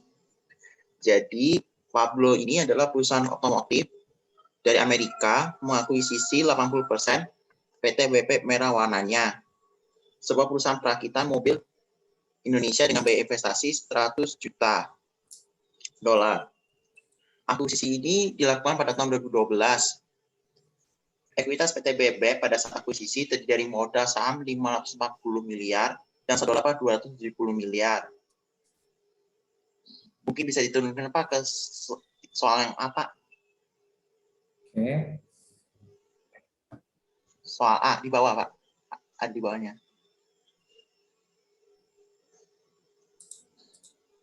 Nah, tadi itu kan biaya investasi awalnya 100 juta. 1 juta dolar. Saat ekuitas PT BB itu dari modal saham 540 miliar rupiah dan saldo laba 270 miliar rupiah. Selisih dari investasi Palbo tersebut diidentifikasi sebagai paten dengan yang diamortisasi selama 5 tahun. Nilai tukarnya saat itu 1 US dollar sama dengan 9.000 rupiah. Nah, yang pertama kita akan menghitung perhitungan untuk menentukan nilai patennya. Jadi nilai paten itu dari kita menggunakan identitas anak yang menggunakan mata uang rupiah sebagai mata uang posisional. Jadi 100 juta dolar dikali 9.000 karena kurs saat itu sama dengan 900 miliar. Lalu diimpliedkan dibagi 80% menjadi 1.125 miliar. Nanti dikurangi yang total book value of net asset itu dari modal saham 540 miliar ditambah saldo laba 270 miliar didapat 810 miliar. Sehingga selisih dari implied dengan total book value of net asset didapat cash value-nya sebesar 315 miliar dan dialokasikan sebagai paten dengan amortisasi 5 tahun. Soal berikutnya itu selanjutnya itu kan ada tanggal 2 Juli itu menjual perakitan seharga 10 juta tunai US dollar. Kursnya saat itu 9.200. Peralatan tersebut akan disusulkan selama 10 tahun dengan metode garis lurus tanpa nilai sisa. Dan pada 31 Desember itu masih dimiliki PT BB. Dan pada tanggal 1 Desember 2012, PT BB mengumumkan dan membayarkan dividen sebesar 142,5 miliar. Kursnya saat itu 1 US dollar sama dengan 9.500. Selanjutnya kita akan menghitung schedule akumulasi paten. Kita cari dulu akumulasi paten selama 5 tahun, 315 miliar dikali 1/5 atau dibagi 5 didapat 63 miliar. Lalu saldo awalnya dimasukkan 315 miliar. Kurs yang dipakai adalah kurs pas saat akuisisi 9.000. Karena ini dalam US dollar, maka nilai dibagi 315.000 dibagi 9.000 jadi 35 juta US dollar. Kemudian amortisasinya itu sebesar 63 miliar dengan dibagi kurs menggunakan rata-rata 9.300 sehingga didapat hasil translasinya 6.774.194. Lalu dapat pengurangan dikurangi dapat 28.225.806. Nah, sedangkan saldo akhirnya itu selisih dari saldo awal dan amortisasi dalam rupiah didapat 292 miliar. Terus dibagi dengan kurs yang dipakai pada 31 Desember 2012 atau kurs neraca. Sehingga didapat hasil transaksinya adalah 26.808.511. Karena terdapat perbedaan dengan nilai di atas 28 juta ini, maka disesuaikan nilai patennya dengan mencari selisih dari kedua nilai tersebut. 28.225, 8.806 dikurang 26.808, 511 didapat 1.417.295. Selanjutnya pertanyaan terakhir yang ketiga adalah membuat kertas-kertas translasi. Di bawahnya, Pak.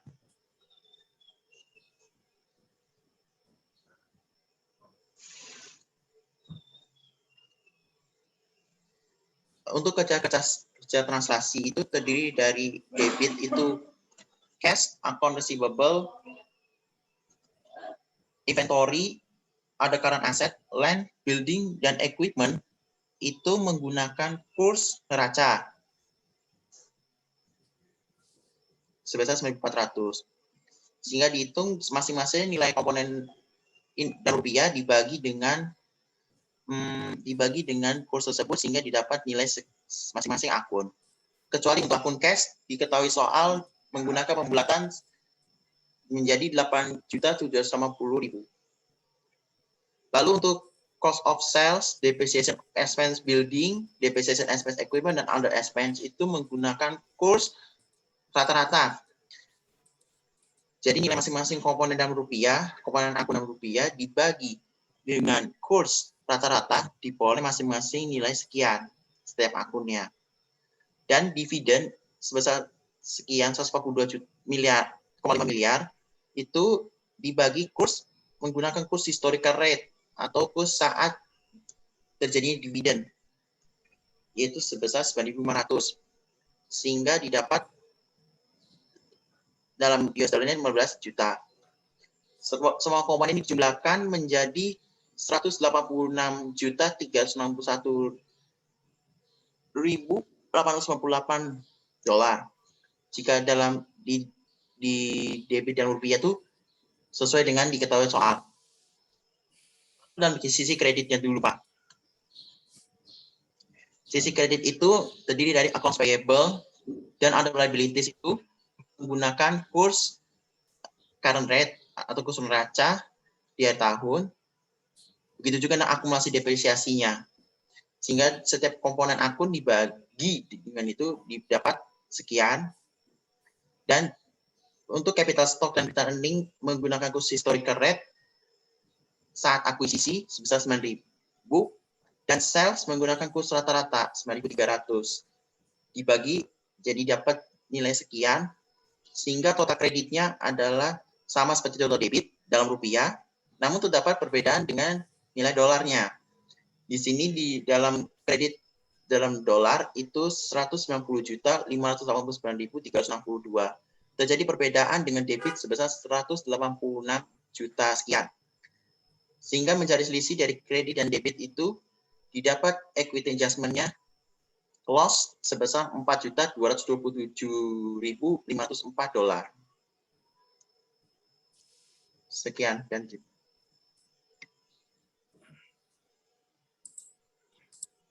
Oke, terima kasih. Secara umum sudah oke ya, Mikael ya. Ini apa namanya? Sama seperti sebelumnya kita pakai translasi. Terus di sini soalnya ini ya, kita hanya diminta untuk perhitungan schedule-nya sama kertas kerjanya. Oke, secara umum sudah oke. Kita lanjut aja, kalau sudah jam setengah. Kita lanjut ke soal tugas mandiri.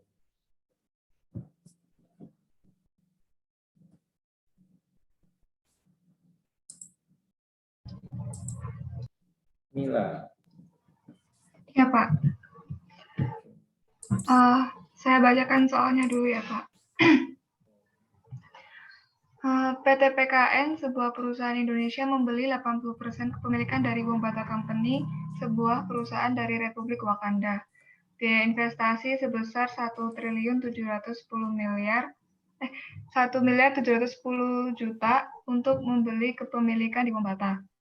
Akuisisi terjadi pada tanggal 2 Januari 2020 ketika kurs Rp1 sama dengan LCU 0,190. Ekuitas Wombata terdiri dari modal saham LCU 5 miliar dan saldo laba LCU 3 miliar.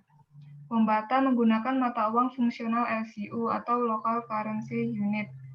Dan selisih nilai investasi atas nilai buku aset neto Wombata diidentifikasi sebagai undervalued bangunan yang ditaksir masih dapat dimanfaatkan selama 10 tahun.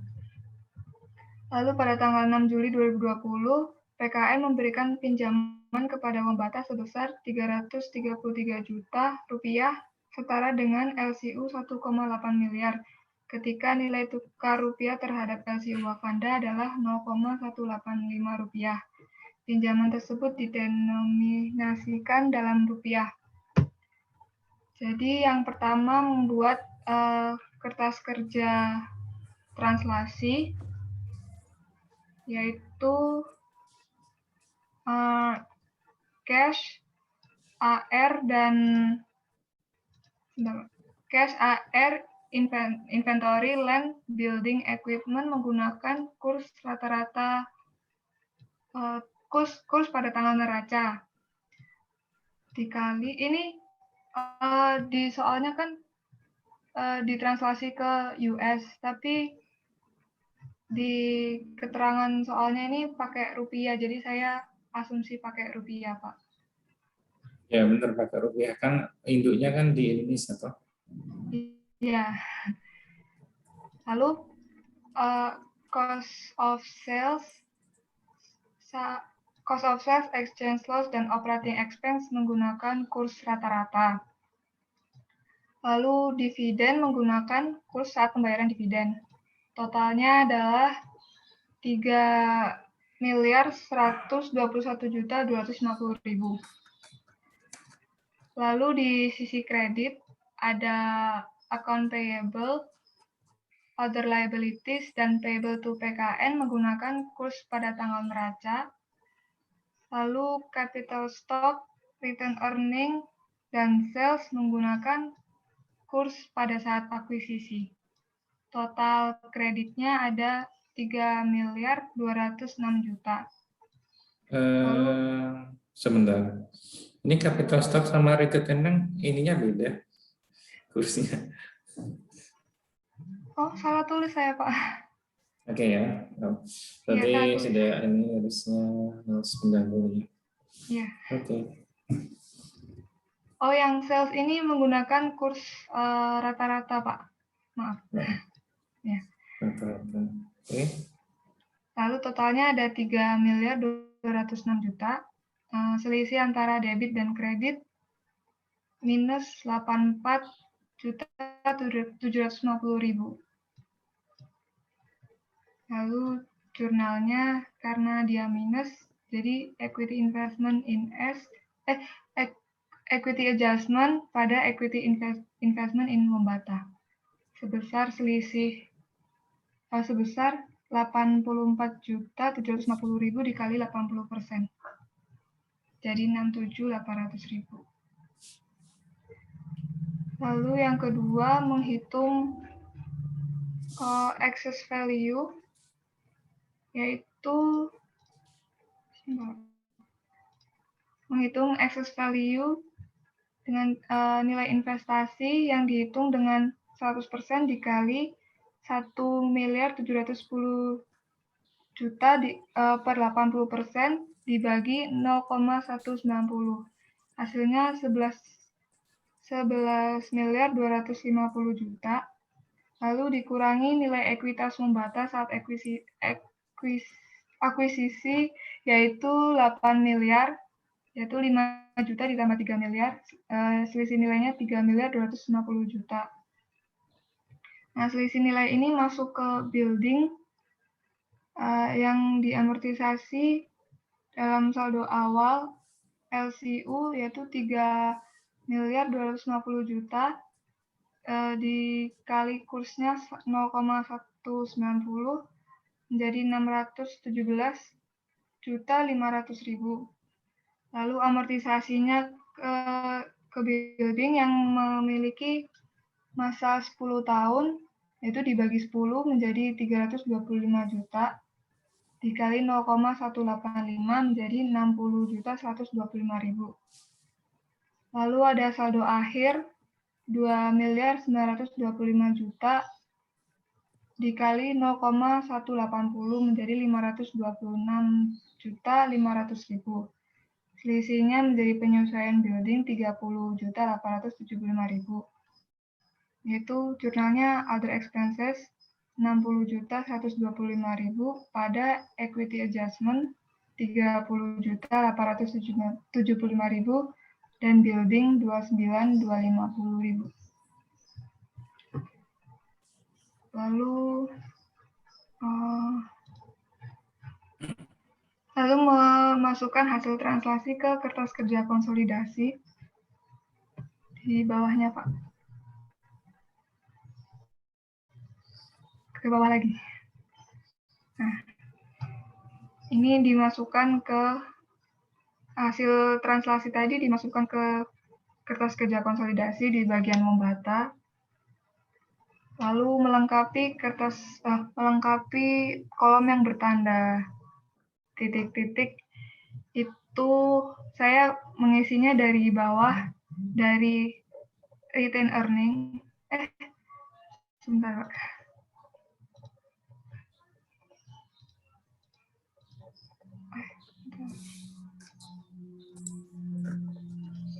Isinya.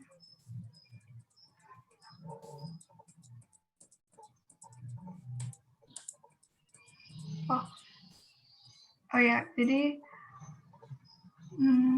sebentar, Pak.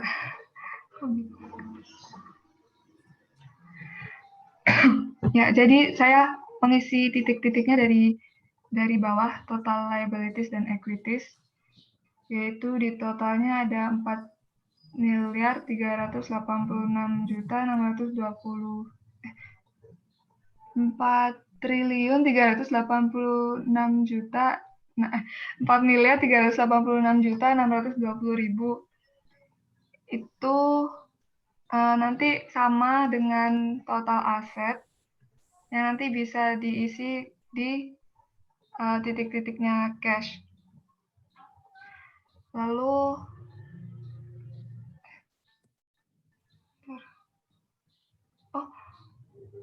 ada income from membata. Ini bentar.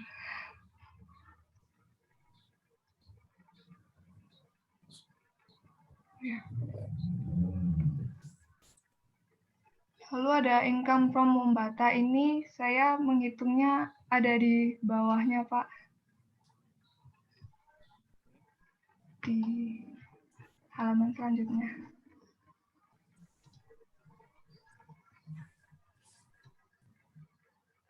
Nah, ini jadi net income-nya kan 1.859.250.000 dikali 80%. Itu 303.400.000 dikurangi amortisasinya 60.125.000, hasilnya nanti 243.275.000. Lalu setelah income from membata, kita kan nanti tahu net. Jadi udah dihitung, lalu kita tahu return earning-nya.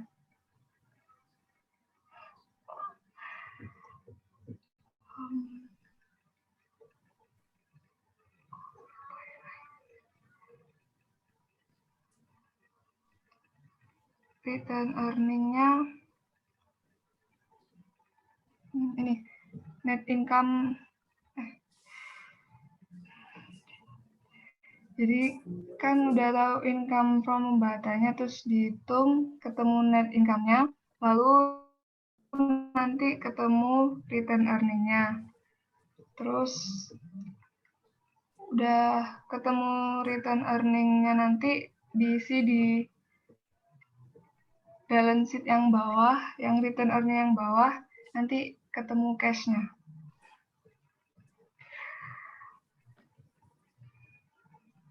Dihitung dari total aset dikurangin total aset,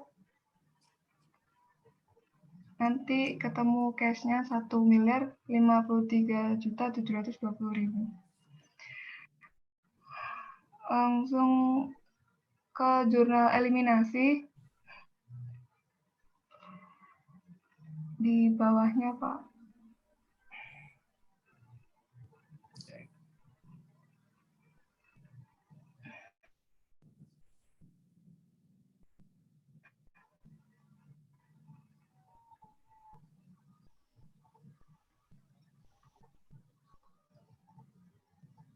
Jurnal eliminasinya ada income from S, yaitu 243.275.000 pada OC 84 14.750.000, dividen 148 juta, dan investment in S itu sisanya 10.520.000.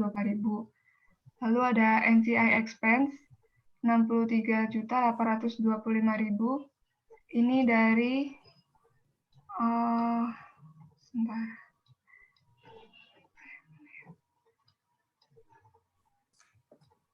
NCI expense yang 63.825.000 ini dari net income dikali 20%, dikurangin yang amortisasinya juga dikali 20%. Jadi nanti selisihnya ada 63.825.000.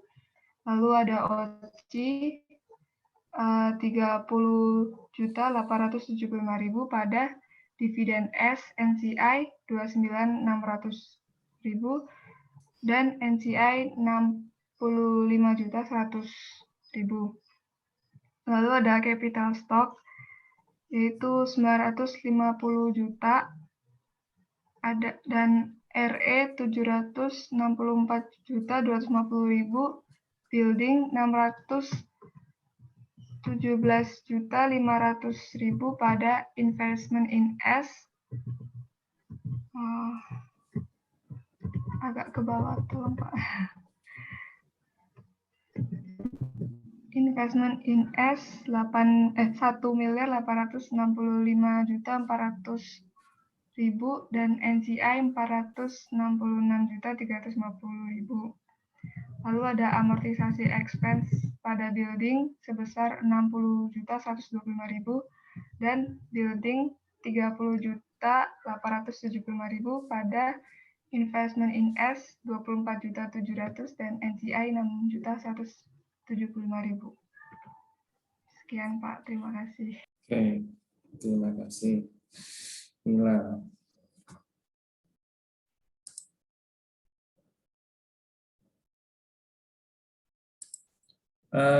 Ini soal yang kompleks ya, dari soal tugas mandiri ini ya. Karena kita diminta dari awal sampai dengan buat kertas kerja konsolidasinya. Transaksinya udah oke tadi, udah.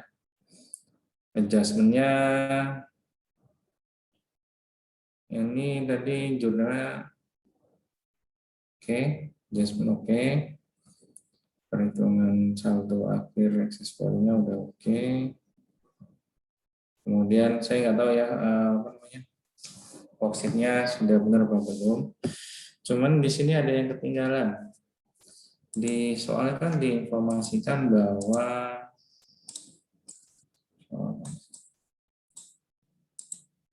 ada satu jurnal yang ketinggalan.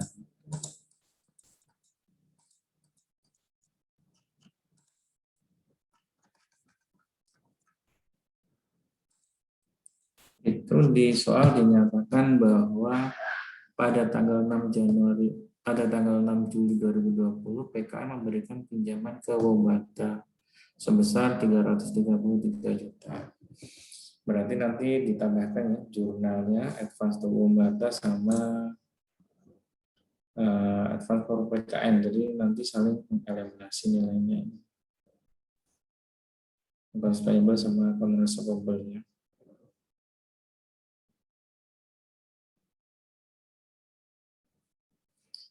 Oke, selebihnya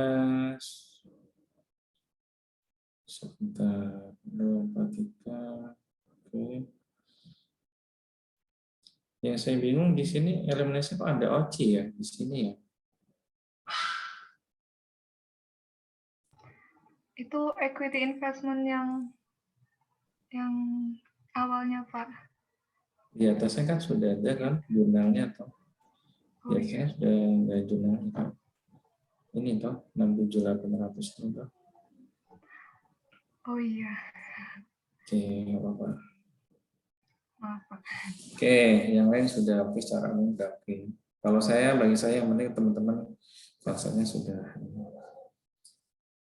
Di sini ada mata kuliah lagi nggak?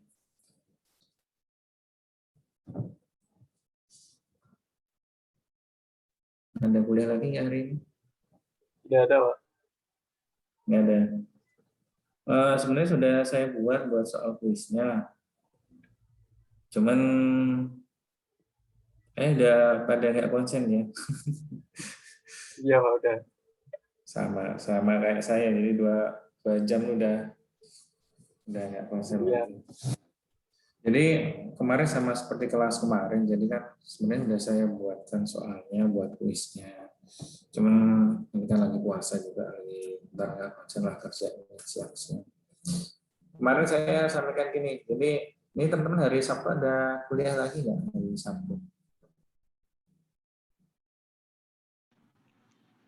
Enggak ada Pak. Nggak ada, Pak. Nggak ada ya. Jadi rencana saya nanti saya bagikan soalnya hari Sabtu. Nanti silakan dikerjakan, mau dikerjakan pagi, sore atau setelah buka puasa itu terserah. Nanti dikumpulkan di email aja, jadi nanti dikumpulkan malam hari gitu aja. Gimana teman-teman? Daripada siang-siang lagi nggak konsen semua. Setuju Pak, setuju. Setuju banget, Pak. Ya. Jadi nanti kuisnya saya diganti dengan PR aja. Jadi saya bagikan soalnya tuh hari Sabtu pagi. Jadi nanti dikerjakan, silakan dikerjakan. Mungkin batasnya sampai jam berapa ya, malam gitu ya, habis buka puasa, masalah kan aja. Gitu ya. Oke, mungkin dari saya cukup sekian. Nanti kita ketemu lagi di minggu depan. Minggu depan itu kita bahas bab 10. Bab 10 itu terkait dengan transaksi lindung nilai. Jadi terkait dengan yang kemarin option segala macam itu, forward itu kan ada di bab 10 nanti. Yang bab 10 agaknya lebih jelimet ya. Oke. Mungkin dari saya cukup sekian, kita ketemu lagi di minggu depan. Mohon maaf kalau ada salah kata. Kita ketemu lagi di minggu depan. Wassalamualaikum warahmatullahi wabarakatuh. Selamat pagi. Waalaikumsalam. Waalaikumsalam warahmatullahi wabarakatuh. Terima kasih banyak, Pak. Banyak Pak. Saya close ya. Terima kasih, Pak. Iya, Pak.